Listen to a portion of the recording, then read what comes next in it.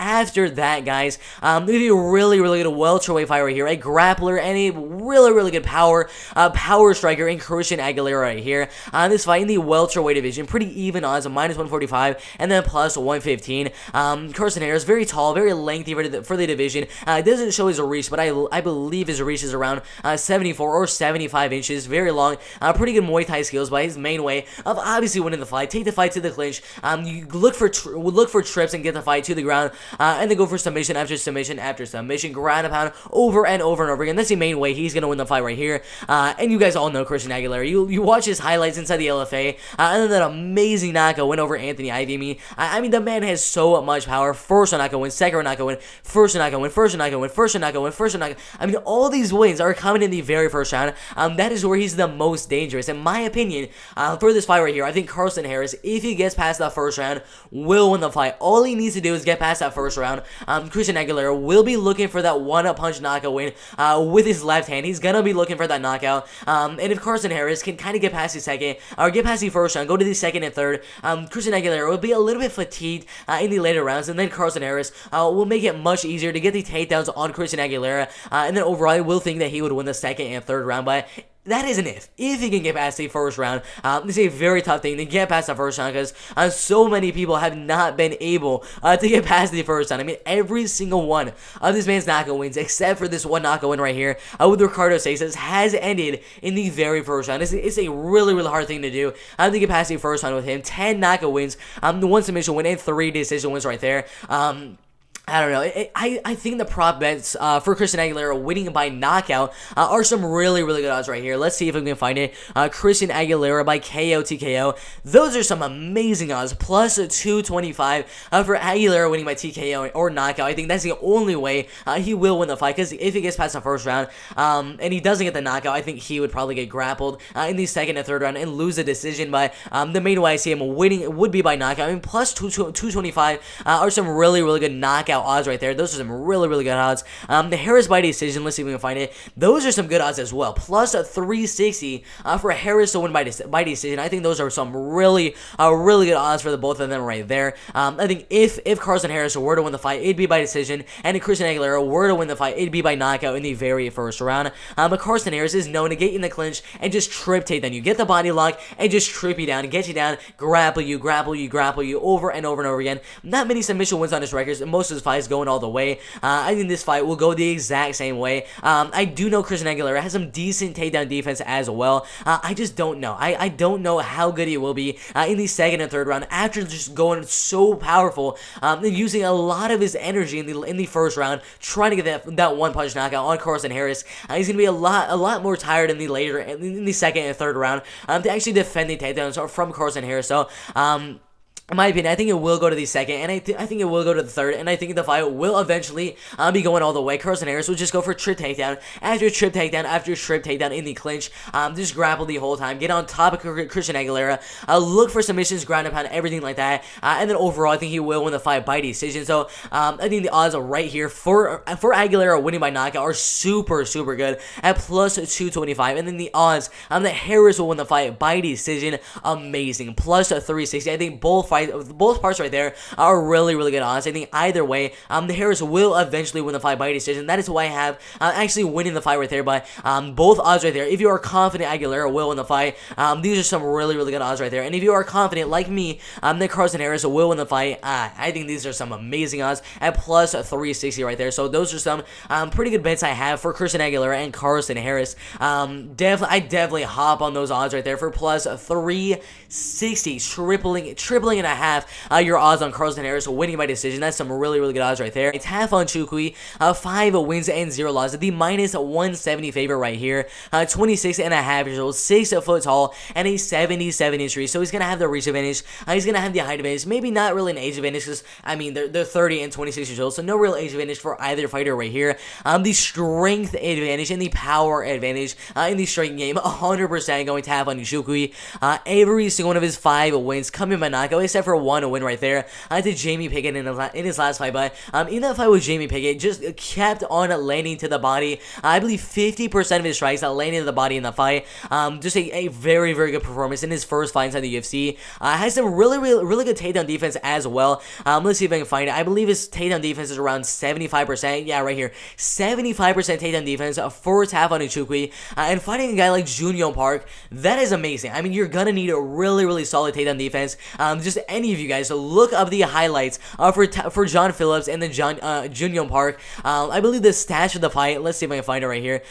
Junior Park, I believe, landed 250 ground and pound strikes. I mean, who in the world lands over 200 strikes? And come on, 250 strikes on the ground. I mean, he just kept on tapping away on John Phillips. Just went for takedown after takedown after takedown and just dominated on top of John Phillips in the fight. That is definitely the main path of victory that I personally see Junior Park winning the fight right here. 12 wins and 4 losses. Some decent power in his hands as well, with 5 knockout wins, 3 submission wins, and 4 decision wins right there. I think Junior Park's the main way to win right here would get the fight to the ground as soon as possible and do exactly what he did with John Phillips. I mean, just grapple and get on top of him and just tap the whole entire time. Tafon Nchukwi obviously is going to want to keep the fight on the feet. I mean, really good striking. I mean, even as an amateur, first knockout, third knockout, and first knockout. As a pro, second knockout, first knockout, and went on to Dana White's Industries and got a second round head kick KO. And then that decision went over Jamie Pickett. I think his main way would be to get a knockout right here. I'm not sure what the odds are that Tafon Nchukwi will win the fight by knockout, because right now the odds that he's just going to win the fight are at minus 135, which I think are really good odds. Considering they started way back at minus 185, I think these are some really good odds. If you had Junior Park at those crazy beginning odds around plus 160, plus 170, I'd say jump on that, but now that the odds have kind of evened out a little bit, having Tafon Nchukwi at minus 135 looks pretty good, to be honest. The odds going to decision are pretty 50-50 if the fight goes to decision, or if the fight does not go to decision. Nchukwi by decision, I'm not sure what that would be. Nchukwi wins by decision plus 255. I think those are some pretty good odds right there. What are the Nchukwi by knockout? Nchukwi by knockout plus 215. I think both the odds are really good. I think either way, it's either going to be Nchukwi going out there in the first round, getting that big right hand to land right on the chin of Junior Park, knocking him out, or just making it pretty much the same thing as his last fight with Jamie Pickett, just making it more of a clinch-based game plan and just body shot over and over again. But I think it's very likely, in my opinion. I think it's like 45-50% chance maybe that the fight goes all the way. But I think most likely one of these two guys will win the fight by decision. Junior Park obviously going out there trying to grapple, trying to wrestle, and trying to grind upon, because he does not want the smoke in the striking game with Tafon Nchukwi, although he does have some pretty good striking of his own. Just not near the striking pedigree of Tafon Nchukwi. But Tafon Nchukwi's no real leg kicks. He's mainly a body shot fighter in the clinch, and then just a headhunter at range in the striking game. A really good clinch game. 60 significant strikes in the clinch in his last fight with Jamie Pickett, and then 60 significant strikes at range. So he's landing a lot of strikes in the clinch, mainly to the body. I mean, his body shots are really good. 13-1, and as a Muay Thai fighter, he's 100%, in my opinion, gonna have the striking advantage in the fight. Junior Park, he's gonna have the wrestling and grappling advantage. But here's the thing: Tafon Nchukwi inside the UFC, 75% takedown defense, and also I believe has a blue belt in Brazilian Jiu-Jitsu, if I remember correctly. I'm not too sure, but I think it's gonna be very hard for Junior Park to get takedowns on Tafon Nchukwi. Obviously, his last fight was very easy, but he was fighting John Phillips. John Phillips does not deserve to be inside the UFC. He should have been cut a long time ago. The man just is absolute garbage. I don't know how takedown defense, but I just don't really know if he can get the fight to the ground.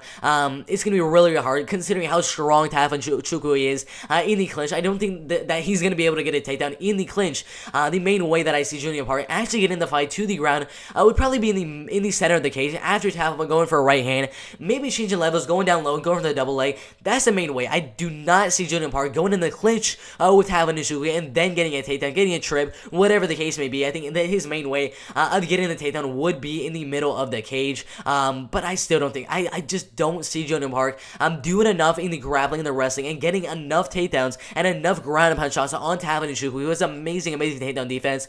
So I think overall Tafon Nchukwi will win in the striking game, will defend most of the takedowns, and if he does get taken down, use his strength and power and just get right back up on the feet. So I think overall, we should 100% win the fight. But I would not take these odds at minus 170. Like minus 170 odds, I would not take them. But now the odds have kind of evened out a lot at minus 135. I think it's a steal. I think minus 135 for Tavanachukwi is really, really good odds. And it's just who do you think? Do you think the fight will go all the way? And do you think he will get the knockout? Because the prop bets odds are really, really good. In my opinion, I think the fight will go all the way. And Ichuki will win by decision plus a 255. Well, who knows? He can definitely get the knockout as well, but that should be a really, really good fight right there. I definitely go tap on Nishuki on the betting odds at plus 140, plus 135, or sorry, minus 130, minus 135, somewhere around the range. But if it goes past a minus 150, somewhere around anything past minus 150, minus 160, I would say stay away from betting on Tafon. But other than that, I think Tafon should 100% win the fight, and I have been winning the fight by unanimous decision. After that one, we have Zaruk Adashev and Ryan Bonoy on this fight in the flyweight division. Both guys on 2 fight losing streaks right there, but both fighters with a lot of power in their hands. Zaruk Adashev, not really the best chin, already being knocked down inside the UFC like 2 or 3 times from some pretty good competition like Tyson Nam and then Suman Dershi as well. Really, really good fighters in the flyweight division right here. Only 28 and a half years old. Same height for both of them right there, but a little bit of a reach advantage for Ryan Bonoy right there. Very good Muay Thai skills from Ryan Bonoy. A lot of power in his hands and feet as well. With a head kick knockout whenever Cody Fuller right there, beating as a Sergio Pettis a second round knockout and then getting a split decision on Brandon Moreno. Absolutely insane. We go way down here. 8 knockout wins and 1 submission win and 1 decision win. Both fighters a lot of power in their hands. I think the fight will go all the way, but there's a humongous possibility we see a knockout from one of these 2 guys in the fight. Zaruk Adashev, 3 wins and 3 losses. You don't really see it right here. You don't see any of the kickboxing bouts, but the man has been fighting in kickboxing for so long. Let's see if I can get these statistics up here. I believe he had like 30 or 40 fights as a kickboxer, something crazy like that. But a USA Pro Kickboxing champion inside of Glory Kickboxing. I believe he was like a he was a USA champion, a world champion in another organization as well. Just really, really good kickboxing from Zaruk Adashev. But both fighters have amazing Muay Thai, amazing kickboxing, and amazing striking. This fight most likely is staying on the feet. They both have amazing striking. Zaruk Adashev, not the best chin. I mean, I already told you, been knocked out by Tyson Nam in his first fight. And then got stunned a lot from Suman Dershi in their last fight. 100% a headhunter. Just trying to chop the legs a little bit.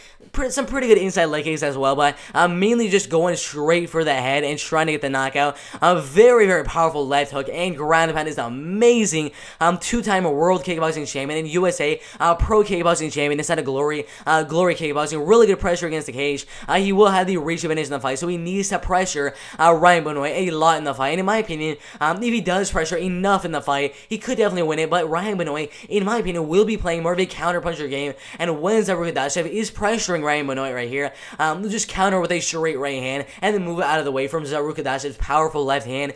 So I don't know. This is a close one right here. I'm leaning towards Ryan Bonoy, but you never know with a guy. It was such good kickboxing like Zaruk Adashev with a lot of power in his hands as well.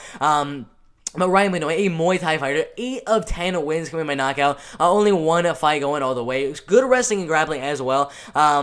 Most of his losses coming in the striking department, mainly by split decision. I mean, a lot of his fights are just super close fights. Has really good striking wins over Sergio Pettis, knocking him out in the second round. And the split decision win, or split decision loss against Brandon Moreno, a super close fight right there. 60% striking defense, which is very good.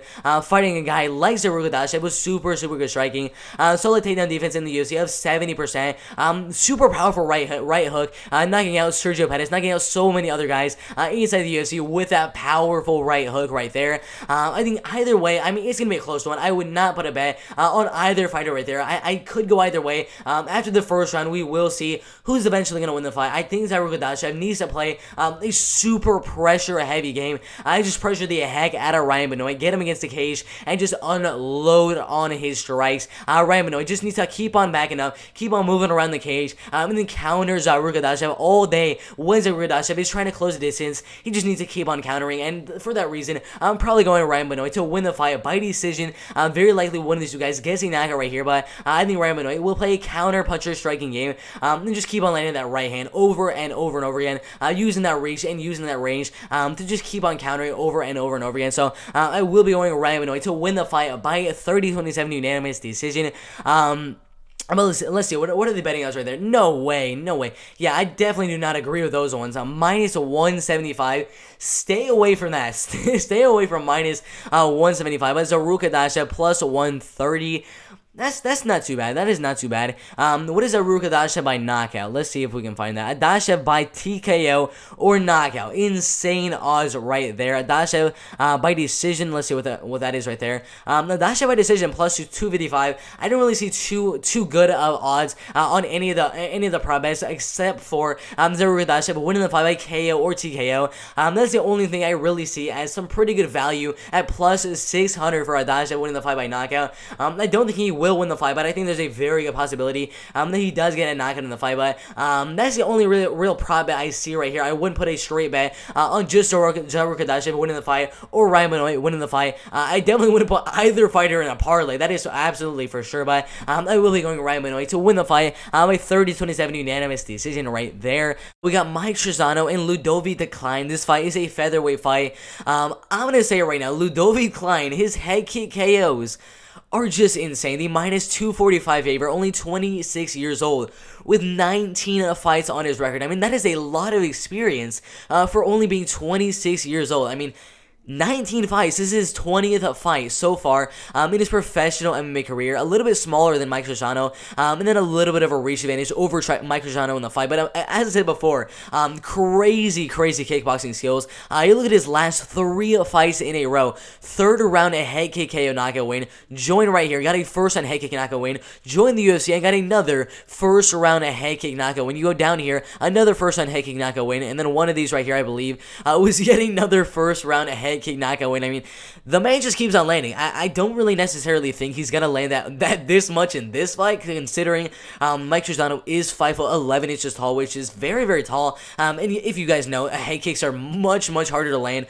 When your opponent is like 4 inches taller than you are, it's gonna be a very hard thing to actually land that head kick here. But I think he might switch up his game plan a little bit, just land a little bit more body shots instead of landing that flush head kick to the face. Mike Trusano, very long, very lengthy, 8 wins, 1 loss.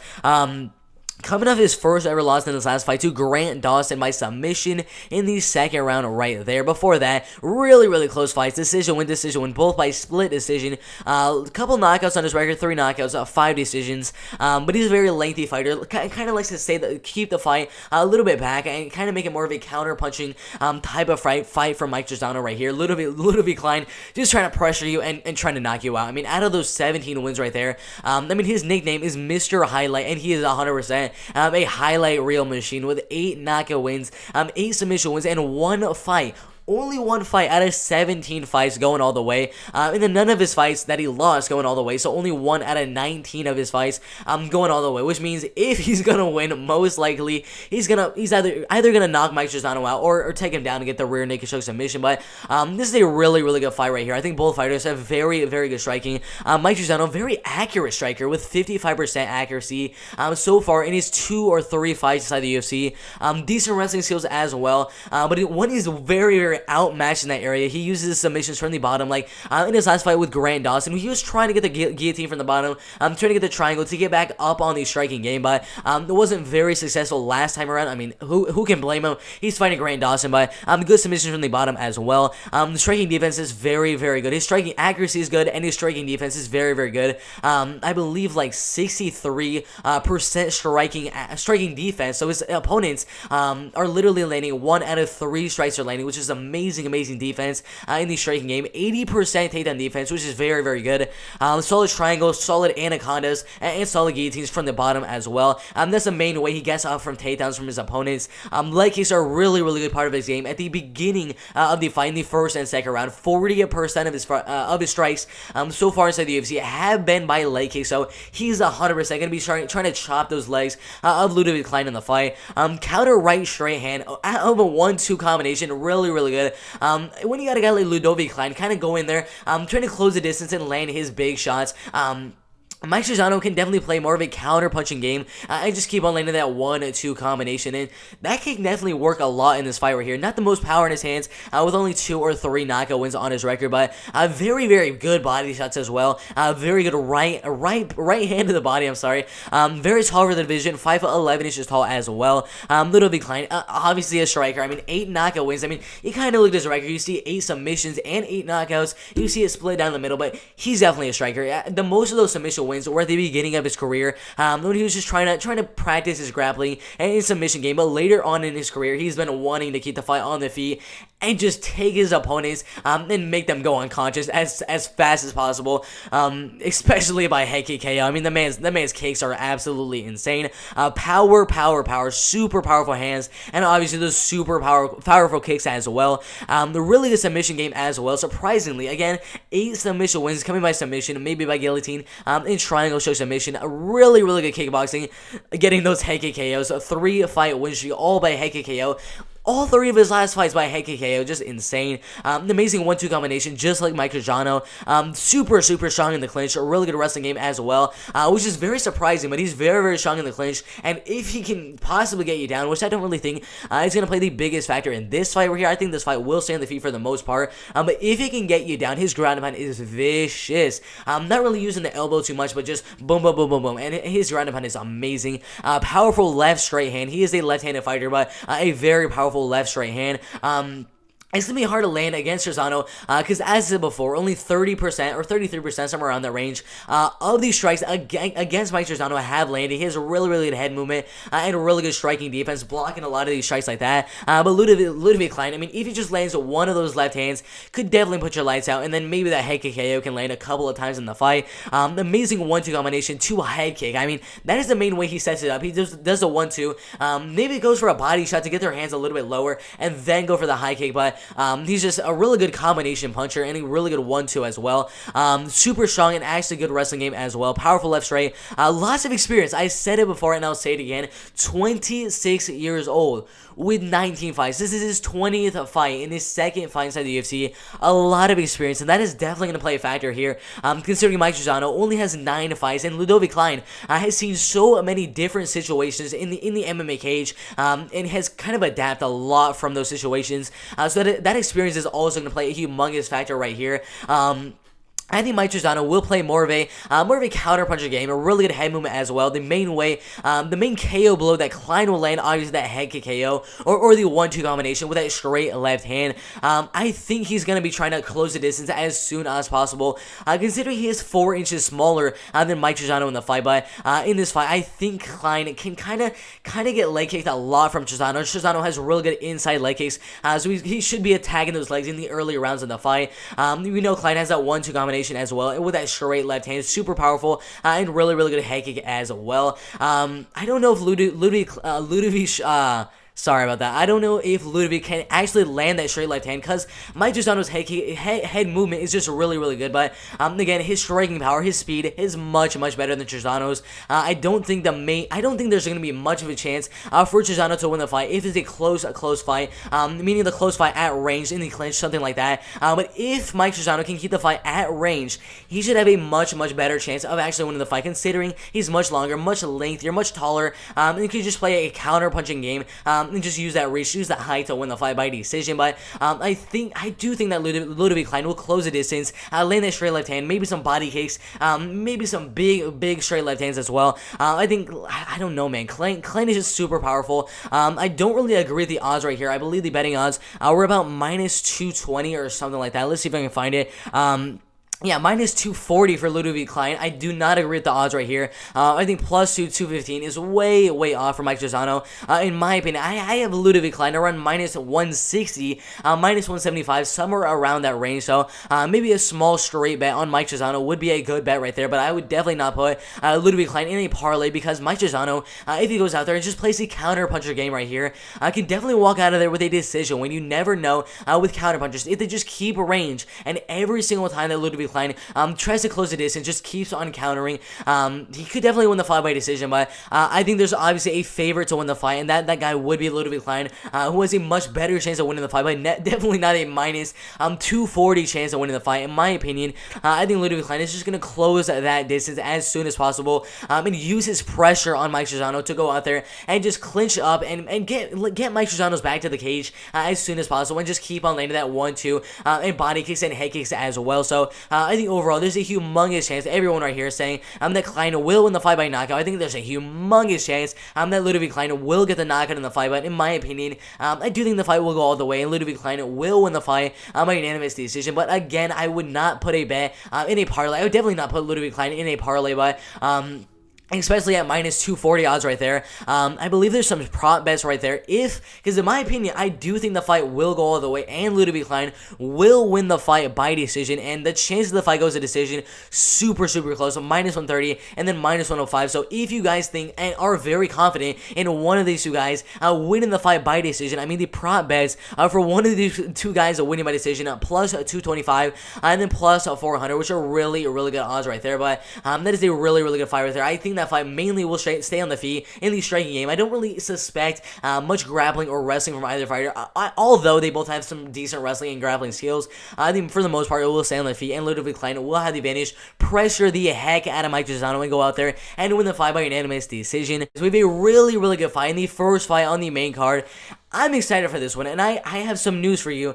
I'm going with the underdog. I'm going to say it right now. I have Phil Hawes winning the fight by 29-28, unanimous decision, plus 120 odds right there. 32 years old, a little bit smaller than Kyle Dawkins, but a really good reach of 77.5 inches, 1.5 inches longer than Kyle Dawkins in the fight. Really, really good power from Phil Hawes with 10 wins and 2 losses. I've been going back and forth on who I had to win in the fight, but if I'm going that back and forth on this fight, that means it's probably going to be a 50-50 fight, and when you got a 50-50 fight, and then you have plus 120 odds right there, probably got to jump on it and put a straight bet on a guy like Phil Hawes right there. But Phil Hawes, a lot of power in his right hand, with 7 of his 10 wins coming by knockout, 2 wins by submission, and then 1 win by decision. His second to last fight, amazing first round knockout win in 18 seconds, and before that, a 1 minute 18 second knockout win, absolutely insane. And he has amazing takedown defense. That is the one thing that I'm really, that's the one thing that kind of persuaded me to pick Phil Hawes to win the fight.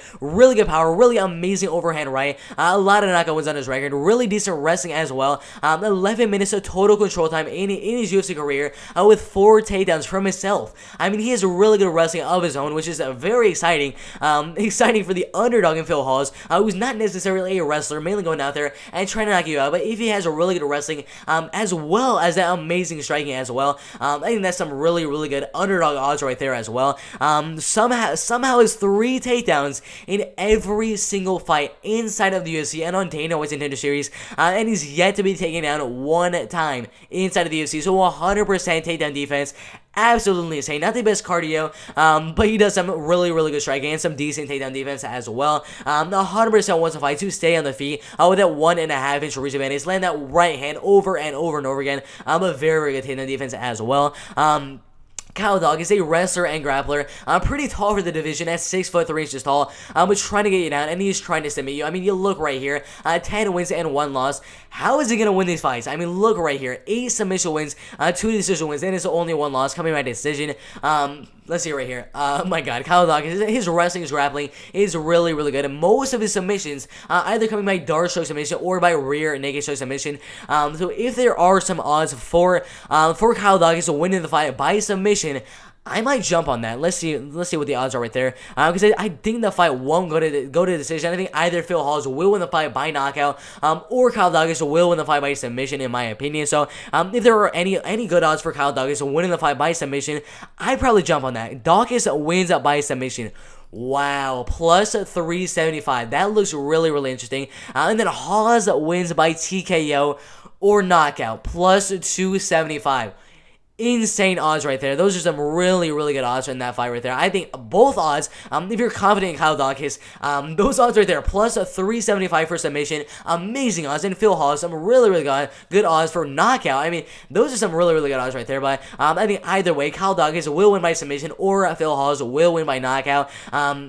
Both guys have some decent striking. Obviously, a clear striking advantage for Phil Hawes in the fight. I think Phil Hawes is going to use an amazing takedown defense of 100% inside the UFC, which is just absolutely insane, and keep the fight on the feet for the most part. I think there will be points in the fight where Kyle Dawkins will get the fight to the ground and kind of threaten with the rear naked choke submission and the dark choke submission. But I think overall, for the most part, 10, 12, 13 minutes of this entire fight will be spent in the striking game and in the clinch, where Phil Hawes will have the advantage. So I'm probably going Phil Hawes to win the fight by TKO in the second round.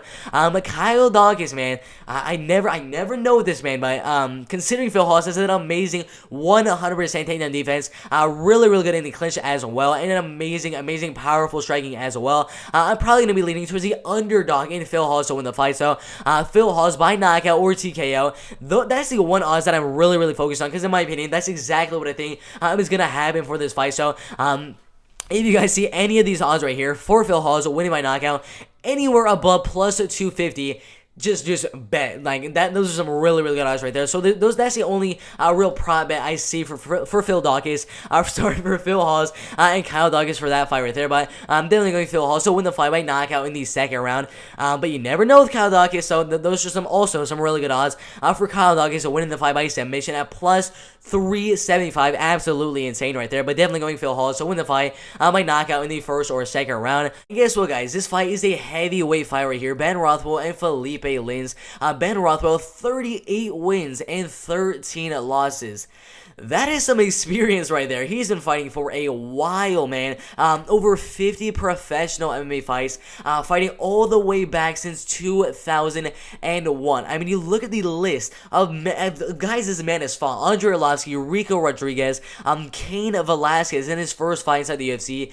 Insane. Mark Hunt, Gabriel Gonzaga, Brandon Vera, Alistair Overeem, Josh Barnett, Matt Mitrione, Junior Dos Santos, Andre Arlovsky again, Blago Ivanov, Stefan Struve, V. St. Preux, and then Marcin Tybura. I mean, I can keep on going on. I mean, there's so many other guys way down here on the list that he's fought. The man has experience in his arsenal. I mean, that is insane. The really good power in his hands, and surprisingly, some really good submission game at the beginning of his career as well. Getting a couple of forearm chokes at the beginning of his career. You look right here, you wouldn't really expect that a guy like Ben Rothwell would have 12 submission wins on his record, mainly at the beginning of his career when he wasn't fighting, the best competition. But still, getting 12 submission wins is no easy task. But along with that, getting 22 knockout wins on his record so far, 4 decision wins, only 4 fights out of 38 of those wins going all the way, which is just absolutely insane. 4 knockout losses, 2 submission losses, and 7 decision losses right there. The man's got power. I mean, he fought literally 10 times in 2002, which is just absolutely insane. Fighting like 2 or 3 times ever since then. But the man, he's just got some really good power in his hands. Recently, fighting Marcin Tybura, went out there and he just put it all on the line in the very first round. But as you guys know, Ben Rothwell, not the best cardio towards the later rounds, and kind of faded. Marcin Tybura played more of a wrestling and grappling game in the second and third, and ended up beating him by decision. But before that, getting a knockout win over Stefan Struve and a decision win over OV St. Preux. I mean, the man's got experience. Felipe Lynch, 14 wins, 5 losses. Not the best grappling, not the best wrestling either. He's just mainly going out there trying to knock you out or just dominate you in the striking game and get a decision win with 14 wins and 5 losses right there. He's 35 years old, which is very surprising, considering they're pretty close in age, and he has way less fights than Ben Rothwell did.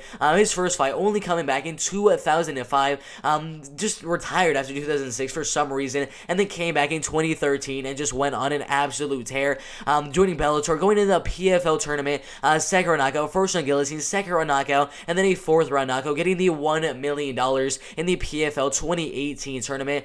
4 submission wins on his record, 8 knockout wins and 2 decision wins. these are the things I kind of found out from watching film on both Ben Rothwell and Felipe Lynch. They're both strikers, 100%, and Felipe Lynch is just a power puncher, trying to knock you out. In my opinion, I still think Ben Rothwell might have a little bit more of a power advantage in the fight, but he's not gonna have that cardio advantage. But the volume that Ben Rothwell just goes out there, his volume is absolutely insane. That is why if the fight does go all the way, I probably lean towards Ben Rothwell to win the fight by decision. Just considering the amount of volume he puts out in the first and second round. Obviously, he does fade out a little bit in the later rounds, but if he's fighting a wrestler, he just really fades out, and then the wrestler just takes advantage of that, takes him down and ground and pounds him for the later rounds.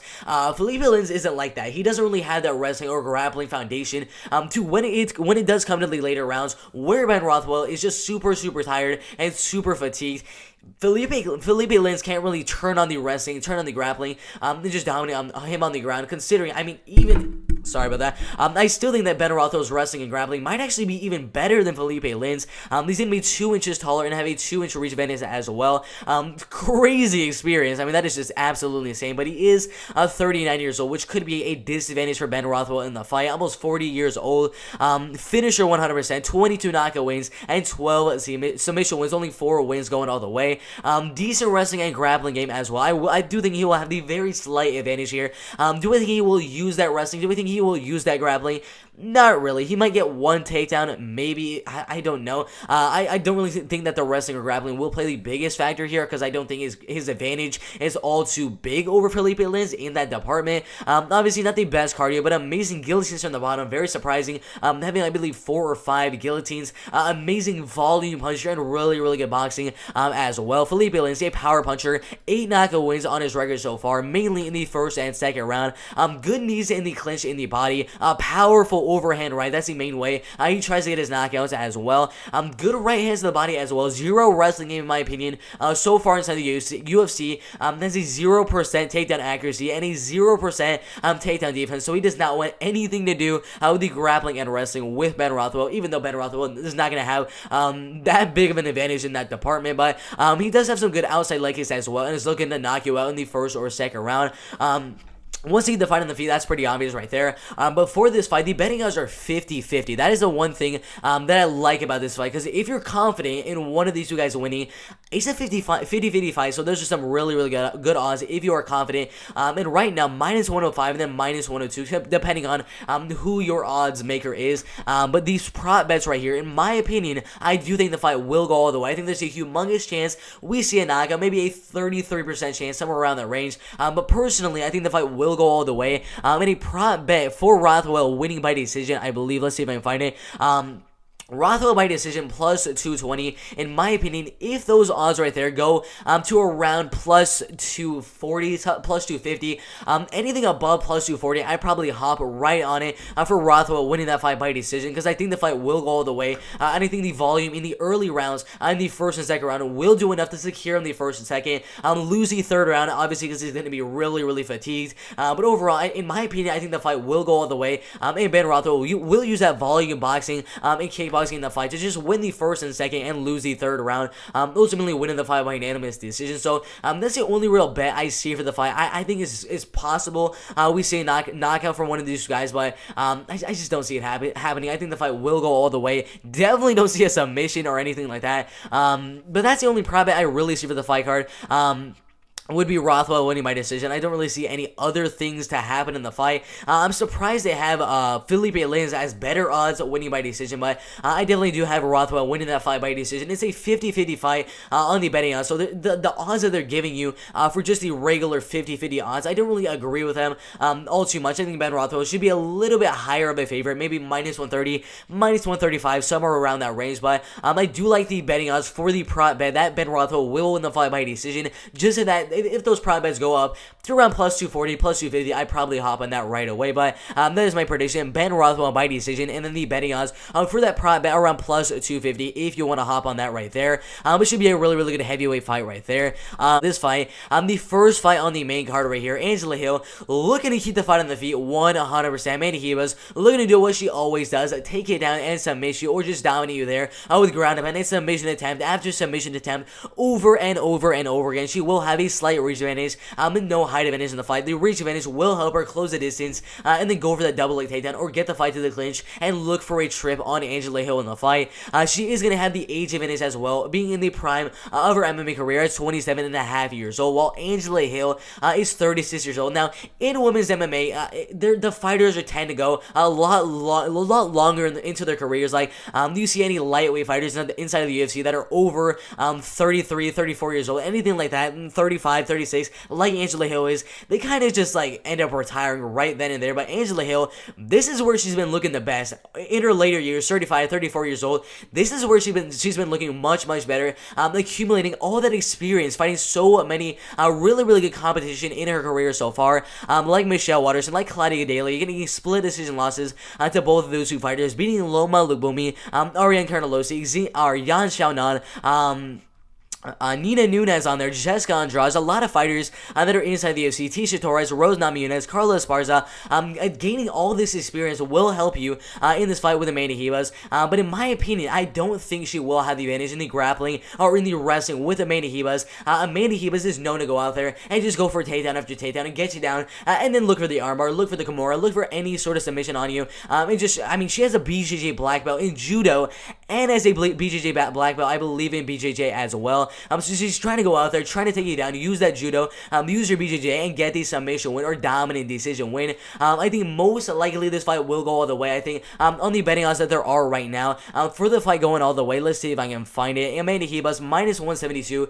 I pretty much agree with that. I think the odds has shifted a lot. They started at minus 236 and are now at minus 160, minus 170, somewhere around that range. I think that straight bet would be pretty good. But if you want to look at some prop bets for that fight with Amanda Ribas and Angela Hill winning by decision, because I do think the fight ultimately will go all the way. We can see the fight going all the way right here. Ribas by decision plus 155. I think those are some really good odds right there. I do think, in my opinion, that Ribas will go out there and win the fight by decision. I think her grappling will be too much. The one thing I saw with Angela Hill, it looks like her takedown defense is very good. You look right here, her takedown defense is 75%. But I've looked into all of her film, and I looked at the Michelle Waterson fight in her last fight in a main event, 5-round main event a couple of months ago. That fight, Michelle Waterson went 1 for 18 on her takedown attempts, wasn't really committing to the takedowns on Angela Hill. So that really skewed the takedown defense for Angela Hill. I did these statistics on every single one of the other fights, excluding the Michelle Waterson fight, and she has a takedown defense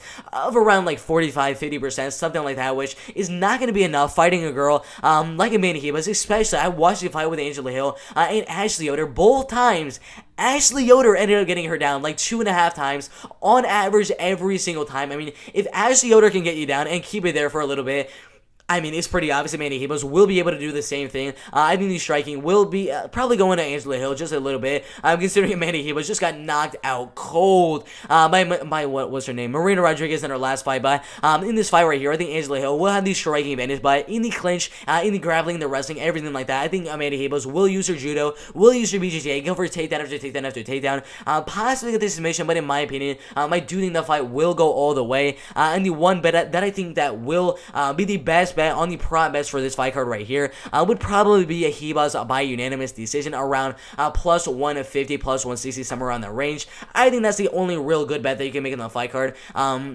Maybe if you're confident on Angela Hill winning, you could put a prop bet on her winning the fight by decision, but I just don't see that happening. I think the most likely outcome for this fight would be Ribas winning the fight by decision. That is my prediction, and that is the best bet I have for that fight right there. After that, guys, we have Gregor Gillespie and Diego Fejera.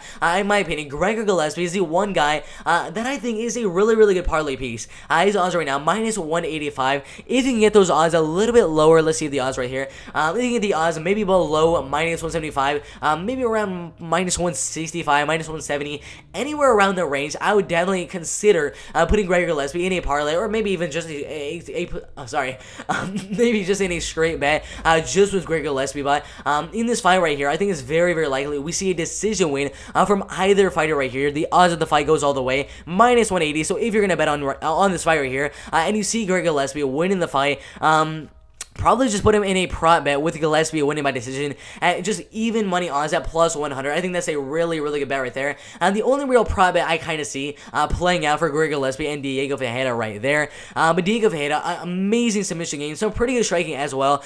He is 36 years old, a little bit taller, a little bit lengthier for the division. But Gregor Gillespie, man, I mean, I gotta show you guys this. His wrestling in D1, I mean, it's just absolutely insane. A really good power in his hands. 6 of his 13 wins coming by knockout, with 3 losses coming by, or 3 of those knockouts coming inside of the UFC. Really good ground and pound and really good choke submissions as well. They a lot of arm triangle submissions, rear naked submissions being his main weapons on the ground. 4 takedowns in every single fight inside the UFC with 50% accuracy rate.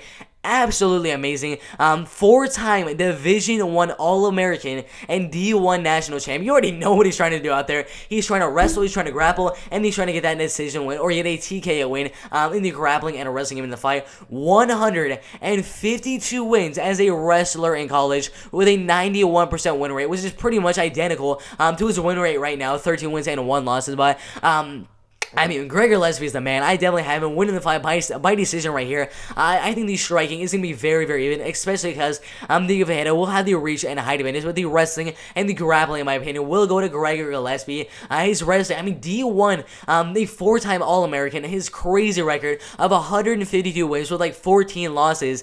His wrestling is just absolutely insane, averaging 4 takedowns every single fight. And we know Diego Fejera has a humongous issue with really wrestling heavy fighters like Benio Dariush in both times he fought. I mean, in both fights with Benio Dariush, he got taken down 3 or 4 times in both fights right there. So I think this fight right here, I think Gregor Gillespie is going to go out there, let 4, 5, 6 takedowns in the fight, and just grapple and wrestle for 3 straight rounds and win the fight by unanimous decision. Again, I'm definitely going Gregor Gillespie to win the fight by decision, and those are some really, really good odds for Gregor actually winning the fight by decision at plus 100, even money odds right there. Gillespie by decision. I think they might actually change the odds a little bit in the next couple of days, but if you guys can get anything with Gillespie winning by decision at plus anything, like plus 105, plus 100, just at plus anything in the underdog realm for Gillespie winning by decision, I would definitely hop on those odds right there, because those are some really, really good value pick for Gregor Gillespie winning by decision right there, but definitely have him winning by decision. After that fight right there, we have Marcos Rigero de Lima and Maurice Greene. I'm going to say right now, Marcos Rigero de Lima, power.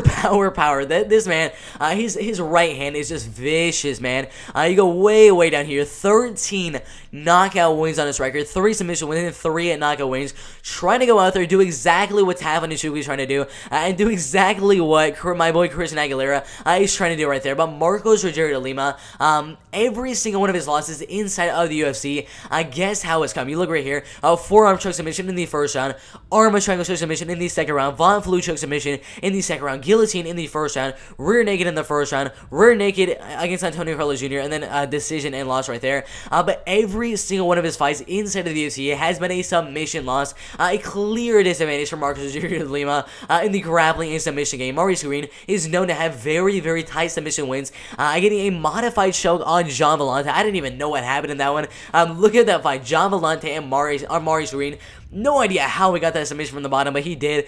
Triangle choke submission right there. Arm triangle choke again. And then another triangle choke submission. Amazing triangles with four of his submissions coming by triangle choke submission. So, in this fight with Maurice Greene and Marcos Rigero de Lima, minus 180 seems like some pretty good odds right there. But I'd probably not put Marcos Rigero de Lima in a parlay, because especially Maurice Greene, if Marcos Rigero de Lima ends up getting a right hand knocked down, gets on top of Maurice Greene, Maurice is going to throw up a triangle, and he's probably going to get the submission, already having four triangles on his record so far. So this is a fight I'd probably stay away from on the betting odds, unless there are some prop bets for Marcos Rigero de Lima winning the fight by knockout, if there's any of those odds right there. Let's see if I can find it.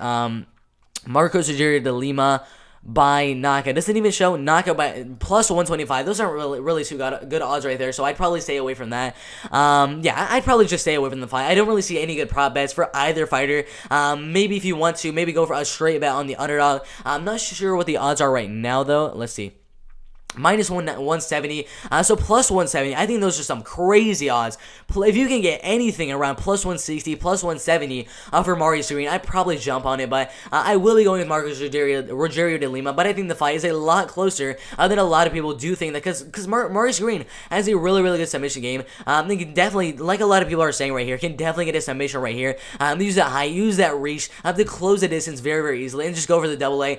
Get Marcos Rogerio de Lima to the ground and get his submission on the ground right there. But I think overall, Marcos Rogerio de Lima should do enough to keep the fight on the feet for the most part. Has some pretty decent takedown defense. I believe around like 70%, something like that. Yeah, 67% for Maurice Greene. And then Marcos Rogerio de Lima, I'm not sure what his takedown defense is, but he does have a BJJ blue belt, which kind of does make me a little bit hesitant to go Maurice Greene. But I think overall, the fight will stay on the feet for the most part. Marcos Rogerio de Lima defending all the takedowns, keeping the fight on the feet, where he does have the advantage, even though Maurice Greene is super tall, super lengthy, a 6-inch height advantage, and then a 7-inch reach advantage.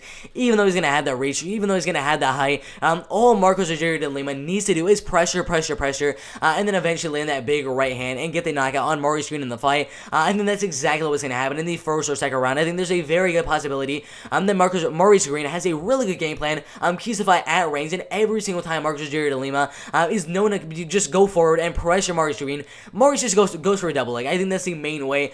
He's kind of defending against the pressure onslaught from Marcos Rogerio de Lima in the fight. But I still think Marcos Rogerio de Lima will get in there and eventually land that big right hand. And I think either way, Maurice Greene will win the fight by decision in a really, really close 29-28 decision win, or Marcos Rogerio de Lima will go out there and win the fight by knockout in the first or second round. But I'm going Marcos Rogerio de Lima just because that big right hand, just one, it only takes one. But again, not looking at these odds, minus 180, minus 190, anything like that. I'm not betting on Marcos Rogerio de Lima, especially at these odds. If you can get Maurice Greene at plus 170, plus 180, anything like that, I would 100% hop on those odds, because Maurice Greene, all he needs to do is get the fight to the ground, and he has a really good submission game, and Marcos Rogerio de Lima does not have a good submission game whatsoever. But I will be going Marcos Rogerio de Lima to get the knockout in the first or second round. But do not bet on Marcos. Just do not put him in a parlay. Do not put him in a straight bet whatsoever. After that, our last pick of the night right here, we have a really, really good welterweight fight, Geoff Neal and Neil Magny. This fight in the welterweight division, Geoff Neal, 13 wins and 3 losses. I do not really like the odds right here.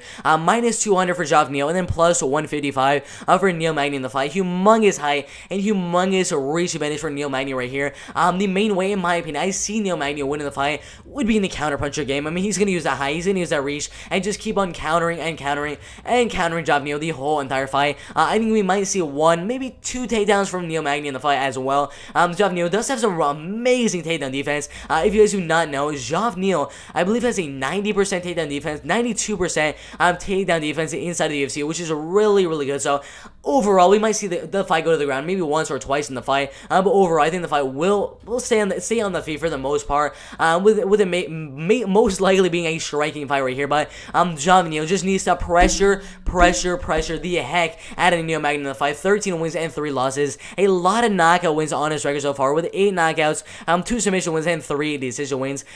His losses really spread out: 1 knockout loss, 1 submission loss, and 1 decision loss right there. In my opinion, I think the fight either way will go all the way, and one of these 2 guys will win the fight by decision. But there's still a very good chance that Neil Magny or Geoff Neal gets a knockout right here. But Neil Magny needs to play that counter puncher game, keep the fight at range, and just keep on moving around the cage, and not accepting the clinch of Geoff Neal, and not accepting the close distance of Geoff Neal, because that's exactly what Geoff Neal is going to want to do in the fight: close that distance and kind of diminish the height and reach, and use his speed, use his power, and use the amazing 1-2 combination in this fight, and kind of just dominate Neil Magny in the close distance of the striking game. Neil Magny does not want any smoke in the close distance striking game, so he's going to want to keep the fight at range and play counterpuncher game. That's the main way I see Neil Magny winning the fight. So if that does happen, I would say Neil Magny would win the fight by decision. But the pressure of Geoff Neal is so hard to even play on that passive game and the counterpuncher game that Neil Magny most likely should be playing in the fight. If you got a guy like Geoff Javni going out there, pressuring the heck out of you, getting your back to the cage, and just unloading on shots on you. So for that reason, I'm definitely leaning Javni to win the fight. But again, don't agree with the odds. Minus 195 for the moderate favorite in Javni to win the fight. I don't necessarily agree with that big of a favor odds for Javni right here. The odds right now, minus 185. I think, in my opinion, I would have Javni around minus 165, minus 170, somewhere around that range. So if you can get odds for Javni around those type of odds, I'd probably put him in a straight bet right there. But anything above that, minus 190, minus 200, I would definitely stay away from betting on that because it's just too wide of a margin for Javni to win the fight.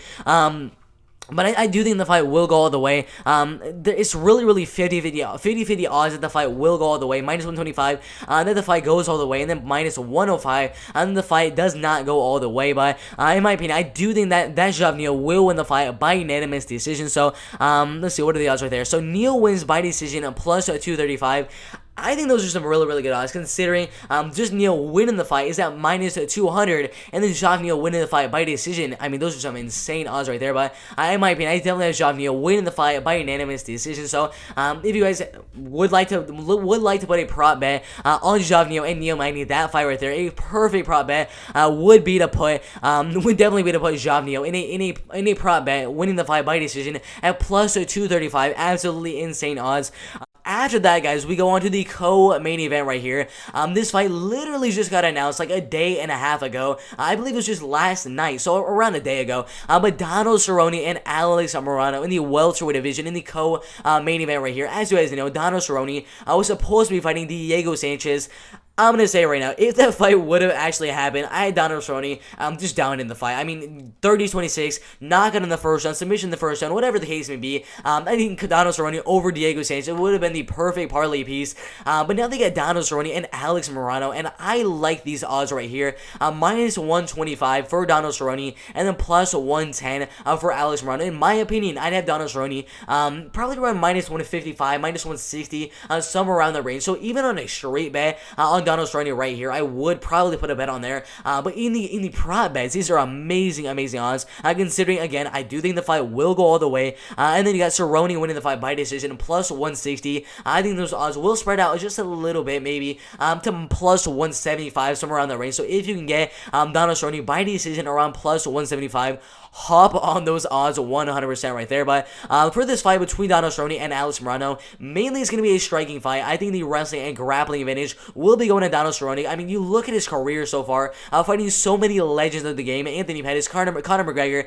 Justin Gage, Tony Ferguson, Leon Edwards, Darren Till, Robbie Lawler, Jorge Masvidal. I mean, I can go way down the list. RDA, Benson Henderson, Eddie Alvarez, Jim Miller, Ezra Barbosa. I mean, I can keep going, but you guys know the gist. He's been fighting forever inside the UFC and WEC. And you look down here, I mean, his submission game is also really good. With most of his wins coming by submission, 17 submission wins on his record, and then a devastating high kick. I mean, we saw him get, 3-4 head kick KO wins inside the UFC. You look, first round head kick KO knockout win, first round head kick KO knockout win, second round head kick KO knockout win, second round head kick KO knockout win, second round head kick KO knockout win. Oh my god, there's more? Oh my god, third round head kick knockout win, second round head kick knockout win. It's just absolutely insane. In this fight right here, I mean, how does he have that many knockout wins by head kick KO? He's going to be 2 inches taller than Alex Morono, which might be a little bit of an advantage for Donald Cerrone to land again with that head kick. I mean, I just counted like 8 or 7 head kick knockout wins on his record, which is just, I mean, absolutely insane. Amazing Muay Thai from Donald Cerrone. If the fight stays on the feet, I think Donald Cerrone probably will have the advantage in my opinion. I think Alex Morono, he just doesn't put enough volume. That's the one thing I don't really like about Alex Morono. He doesn't put the volume that I really like. I think he possibly could win the first round, considering Donald Cerrone isn't really the best striker, but overall, I think that fight will go all the way. Donald Cerrone will strike with him, and I think he'll probably beat him in the striking game, beat him in the wrestling game, beat him in the grappling game.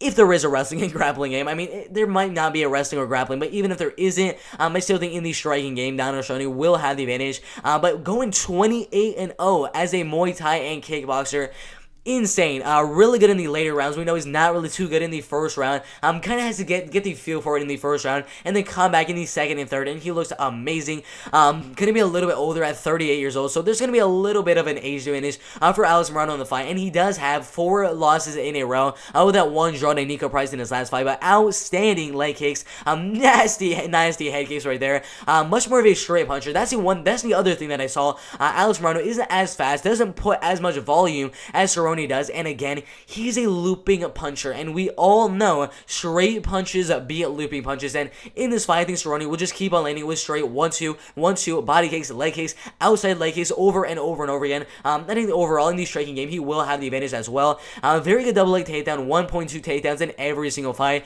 Will have the grappling advantage, so I think pretty much every look at the fight, that Donald Cerrone will have the advantage, except for the age. Maybe he is 38 years old.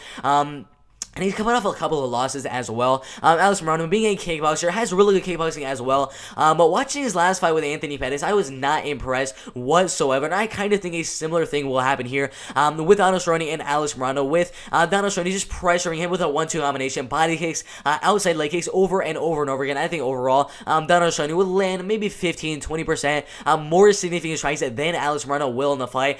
Using a lot more leg kicks, a lot more body kicks. I think Alex Morono is going to definitely have the disadvantage in the striking game, but I think overall Donald Cerrone, wherever the fight goes, in the striking, in the clinch, in the wrestling, in the grappling, wherever the fight goes, I do have Donald Cerrone winning. So that is why I think this bet right here for -125 is just such a good bet to put on Donald Cerrone. Maybe you're not too confident the fight will go all the way. I still think this is really good value just for Donald Cerrone winning the fight. That -125, I think that's amazing value, considering I'm guessing in the next couple of days these odds for Donald Cerrone are gonna switch over and go around -150, -160, where I do think the fight should be valued at. So I think this is a steal of odds right here. I have -125, and if you were confident the fight will go all the way, I definitely consider hopping on Cerrone winning by decision at +160 and wait for it. Maybe go around +170, somewhere around that range, but I'm excited for this fight. It's a really good co-main event, a short notice co-main event, another advantage that Donald Cerrone will have in the fight as well. So I think overall Donald Cerrone will win the fight by unanimous decision, but this should be a really good welterweight co-main event right there. Main event, Marina Rodriguez and Michelle Waterson. This fight in the flyweight division. Marina Rodriguez, in my opinion, will have the striking advantage. She's going to be much taller. 3-inch height advantage, and then a 3-inch reach advantage in the fight. Really good kickboxing as well. I think she will 100% have the striking advantage. The main way I really see Michelle Waterson winning this fight, I don't really see many ways of her winning other than grappling and wrestling with Marina Rodriguez. She does have a lot of submission wins on her record. A lot of you guys think of her as a karate hottie, but you look right here, 9 submission wins, 3 knockout wins, and 6 decision wins. So in this fight with a girl like Marina Rodriguez, who just has such a good striking, the really good body shots as well. I mean, I believe, I'm pretty sure, if I'm not remembering correctly, but I'm pretty sure that Marina Rodriguez lands around 40% of her strikes landed in the clinch, and then most of her strikes actually landing to the body in the clinch as well. So I think Marina Rodriguez is just going to be attacking that body in the clinch, and Michelle Waterson just going to be looking for takedown after takedown after takedown. But Michelle Waterson does have very good striking as well. But considering she's going to be much smaller, 3 inches smaller, and a 3-inch reach advantage as well, I'd probably give a slight edge in the striking, kickboxing, and boxing game to Marina Rodriguez in the fight. Also, I have noticed one thing while watching film on all the losses from Michelle Waterson. Some of her losses to Joanna Jędrzejczyk and Rose Namajunas, both fights where she was pretty much dominated in the striking game. With Joanna Jędrzejczyk, she got tripled in the amount of strikes. So Rose Namajunas got double the amount of strikes as Michelle Waterson in their fight. And both of those two girls are 5 foot 6 inches tall, and both had a 3-inch height advantage and a very good reach over Michelle Waterson. I think she has a really big weakness against very tall girls, so she wants to keep the fight very close, and it's going to be very hard for her to close that distance on a girl like Marina Rodriguez, because she's going to keep on hitting you with that 1-2 combination, and that's the only thing I really see Marina Rodriguez doing. Just 1-2 over and over again. There's definitely ways Michelle Waterson could win the fight, but in the striking game, I do not think that's where Michelle Waterson will win the fight. Marina Rodriguez will have the striking advantage, very good power in her hands with 6 knockout wins on her record. The 1 submission win, and all the rest coming by decision. 40% of her strikes landing in the clinch, which is very good. I think the clinch in this fight probably will spend around 30% of the fight in the clinch, maybe 5 to 10% on the ground, and then the rest of the fight probably spend around 60% of the fight just spent at range, where in my opinion Marina Rodriguez will indeed have the advantage right there. Obviously Marina Rodriguez wants to see the fight at range, wants to defend the takedowns, maybe wants to get the fight into the clinch every now and then, but she just wants to keep on landing that 1-2 combination. If it does go to the clinch, land those uppercuts and knees down the pipe. Good outside leg kicks as well, and devastating body kicks as well. The really good takedown defense of 60% inside the UFC. And then Michelle Waterson, not really the best takedown defense. I kind of looked at what her takedown defense is. Let's see if I can find it. Not sure if I wrote it here, but I believe it was around 50.5%. I believe that's what it was. So 1.5 takedowns inside the UFC. Her accuracy isn't too bad, 45%, so it's a little bit worse than that. 45% takedown accuracy. I don't know if it'll be enough. I think there will be portions of the fight where Michelle Waterson gets a fight down, but I have watched Marina Rodriguez fight good grapplers and good wrestlers, and she has very, very good scrambling abilities. Gets her back right to the cage and gets right back up as soon as possible. And once she gets the fight back up and is in the clinch, and he's in the clinch. She just breaks the clinch and makes the fight back at range in the striking game. So even if Michelle Waterson gets the fight down, I don't really see her keeping it there. That's the one thing I don't really like about Michelle Waterson in the fight. I do think that Marina Rodriguez will win the fight because of her reach advantage, because of her height advantage as well, because of that 1-2 combination of the body. He's the outside leg, he's the uppercuts and knees in the clinch as well. And I think she will defend most of the takedowns in the fight as well. So I'm definitely going Marina Rodriguez to win the fight, probably by 49, 47 unanimous decision. I think one round. I'll probably go to Michelle Waterson in the fight, but if you look at the betting odds right here, I kind of think we missed it a little bit. At minus 200 right here. The odds at one point were minus 155, so I think we kind of missed the good odds for Marina Rodriguez winning the fight, but I'd probably still stay away from it right now. If you can somehow the odds switch a little bit, where you have Marina Rodriguez maybe lower than minus 160, anything around that range, I'd probably hop on Marina Rodriguez winning the fight. If you look at the prop bets, I probably hop on to, let's see, fight goes to decision. It's definitely going to go to decision in my opinion. So what is Rodriguez winning by decision? Rodriguez by decision plus 135.